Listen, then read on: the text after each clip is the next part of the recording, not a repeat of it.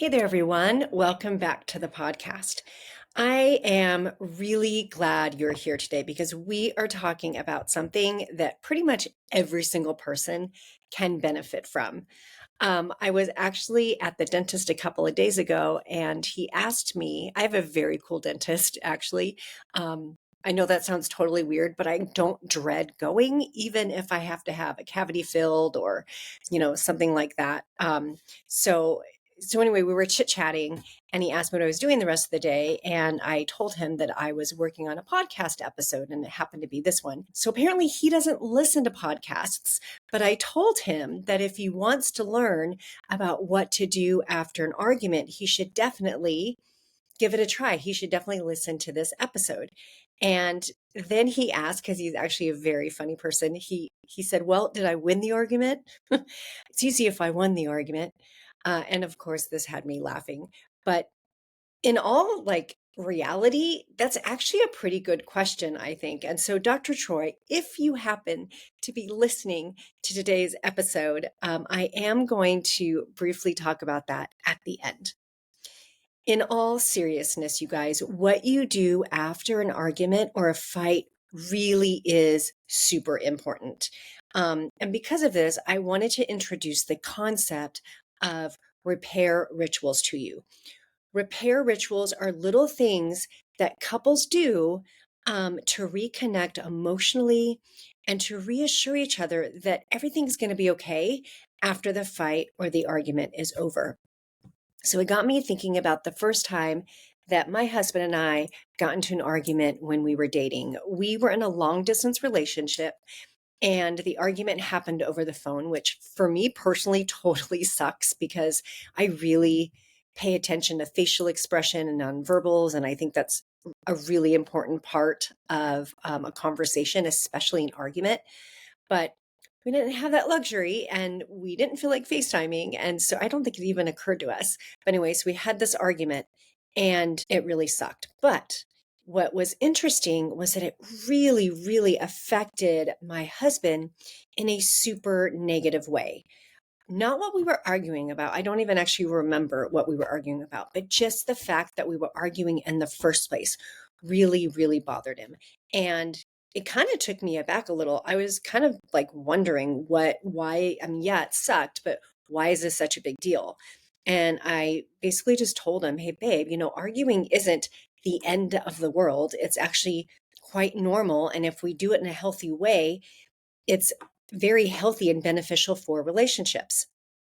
But then he shared with me that in past relationships, which I kind of knew, but I think this argument just really brought it to light for me, that he said that in past relationships, there was a lot of really toxic arguing and fighting that never got resolved. And in a nutshell, it created a lot of negativity, resentment, and bad blood between them, which ultimately contributed to breakups and, in one case, a divorce. So, you guys, what actually leads people to breaking up or getting a divorce isn't just the conflict itself, it's the lack of repair and the lack of care for each other afterwards. And that's why I wanted to talk about this. So, think about your relationship. How do you and your significant other approach each other after a fight?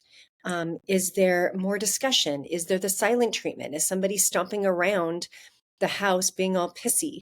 Are there hugs? Is there humor? Okay. Like I said, what happens after an argument is really important because it affects a lot of things that you don't even realize. It affects how you think about each other, how you feel about each other. It affects future conflicts, and ultimately, it can affect the actual future of your relationship. So I think of a repair as like a bridge. It connects you back to one another. Repairs are intentional words or actions that tell the other person, I still care about you and it's going to be okay. We're still us. It's going to be okay. It's not about fixing the issue completely. It's about reconnecting emotionally and reassuring each other. Okay. And if you don't do this, if you don't try to repair, there's going to be tension. And there tends to be a lot of ruminating and going back over the argument in your head, which isn't usually helpful for a relationship. And that, my friends, is when resentment builds. And that's when partners really start to physically and emotionally withdraw from one another. And that is not what we want for your relationship. So I thought I would go over with you very quickly 3 different types of repairs. Okay. The first one is just a verbal repair. A verbal repair is literally just saying something that tells the other person that we're okay, that I want to stay connected to you. It can be as simple as just saying, "Hey, I'm really sorry for, how that came across or how I came across." You can say something like, "Geez, that got off track, and I really don't want us to stay stuck here." Another example of a verbal repair would be, "I hate it when we fight like this. I love you even when I'm mad at you." um, it doesn't really matter what you say. All that matters is that you say something if you like verbal repairs. And it really does need to be in your own words. It does need to be something that reflects you and your relationship. So when I'm the one to initiate the repair, I will usually say something like, "Can I please have a hug?" And my husband will always give me a hug. Okay. When my husband is the one that then initiates the repair, if it's a verbal repair, he will say something like, "Are you good, Grumpy Pants?" Oh my God, you guys, I used to hate it when he called me Grumpy Pants, but now I love it because I know that this is his way of extending that olive branch, right? So he'll say, "Are you good, Grumpy Pants? Are we good?" Or he'll go, "Come here, Grumpy Pants," and give me a hug because he knows I like hugs, right? So that's like our little way of initiating repair. I was working with a couple a few weeks ago, and they started saying, "Are we good, or do we need snacks?" Which I think is brilliant. I think it's brilliant because this couple, if you knew them, they love food. They are definitely foodies. It's something that really draws them together, and it's a little bit of an inside joke for them. And so that's what they use as their verbal repair. So the second type that you can try would be a physical repair. And sometimes people will prefer some type of physical touch to reconnect them before they actually say anything. A hug, reaching for the other person's hand, maybe sitting really close together, putting a hand on your leg, after giving some time and some space. Okay. So it's anything that is comforting to the other person in a physical way. And then the third type of repair, I couldn't really figure out what to call this, so I'm just calling it an action-based repair. It would be something like a sticky note on the mirror that says, "I still love you." Making them coffee or tea as a way to say, "Hey, it's going to be okay," right? It's just like a gesture. So if you notice, none of these examples are anything like big or flamboyant or dramatic, which is the point. They're small, they're repeatable, like actions or gestures or words that just communicate to the other person, let's not stay stuck here. Okay.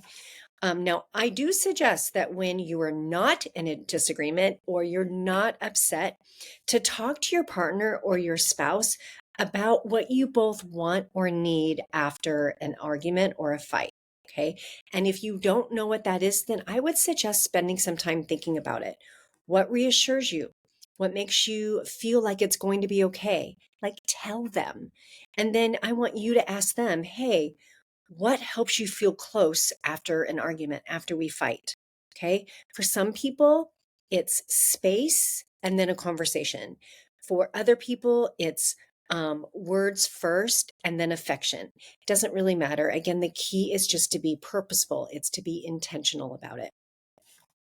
So, this stuff does not always come easy. I completely understand that. You do not always feel like repairing or accepting the repair. Like when one person reaches out for the hug or one person does a verbal repair, we call that a repair attempt.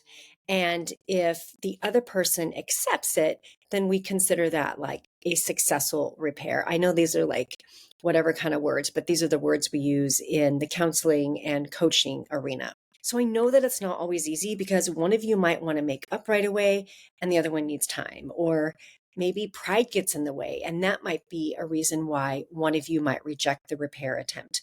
Or maybe you're afraid of being vulnerable again. Some people don't want to repair because they think that repair is, communicating to the partner that it doesn't matter, that whatever happened doesn't matter, or that they're giving in.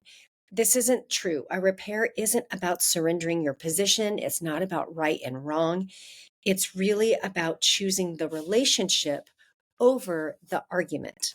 And so here's where Dr. Troy's kind of semi question comes in. Okay, now I know he was kidding about the winning or losing thing, but it really is a question that some people might have. And the answer is that it doesn't matter who initiates the repair, just as long as someone does.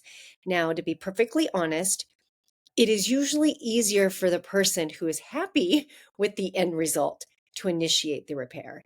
It's also very common for the person who started the argument or started the fight to be the first one to reach out.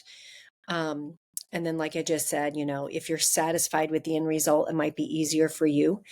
Uh, and, it can be hard to accept repair if you're still hurting, if you're still unhappy with how it ended, or maybe it hasn't ended at all and everything is just kind of still up in the air. That does make it challenging to accept the repair. But I really want you to consider, and I really want to encourage you to do so anyway, because your relationship is going to benefit from it in the long run. So when my husband reaches for the hand, it's usually in the card that's how he does that. When my husband reaches for my hand and I'm still upset, I hold his hand anyway. I don't have to tell him I'm still mad. He knows I'm still mad. I mean, the look on my face or my energy or whatever it is, it's pretty clear. It doesn't like just vanish magically into thin air. But I hold his hand anyway, because whatever anger or frustration or whatever it is I'm feeling in that moment is not nearly as important as our relationship and as how much I love him. Like, I love him more than the anger that I'm feeling, or whatever it is I'm feeling in that moment. And holding his hand and accepting that repair shows that. And this really does matter in the long run. The more you do this, the more secure and safer your relationship is going to feel. Because what happens is you're building a pattern. When you argue, when you fight, when you hurt each other, you know that it's going to be okay. You know that you're going to repair. It may not always be right away. It may be a little clunky. In fact, like if you haven't been doing this in your relationship and you just like randomly start, it might feel awkward, but that's okay. Do it anyway. It's going to get easier. And this is what helps build a foundation of trust in your relationship. Now, sometimes a simple, repair ritual like holding your hand or reaching for the hand or saying something is enough to bring you back together. But other times, especially if the argument was super intense or if it's still unresolved, sometimes you need to revisit what happened. And that is like a deeper type of repair. And that is really significant and that matters too. But that's a conversation for another day. Right now, I just kind of want to focus on these more simple repairs. So I do want to encourage you to, consider creating one or two of your own repair rituals. Okay. Use humor, leave a note, say that little thing that opens the door for reconnection. Anything that helps you reconnect is what we're aiming for here. Okay. So if you found this helpful, I would also suggest that you have your spouse or your partner listen to this or watch this if you're watching this on YouTube or TikTok, because it really is helpful if both of you are on the same page. It's helpful to have, common language, I guess, around this kind of stuff. And that way you kind of know what's up, that it's not just random if it's never happened before in your relationship. So, you guys, I hope you did find this helpful.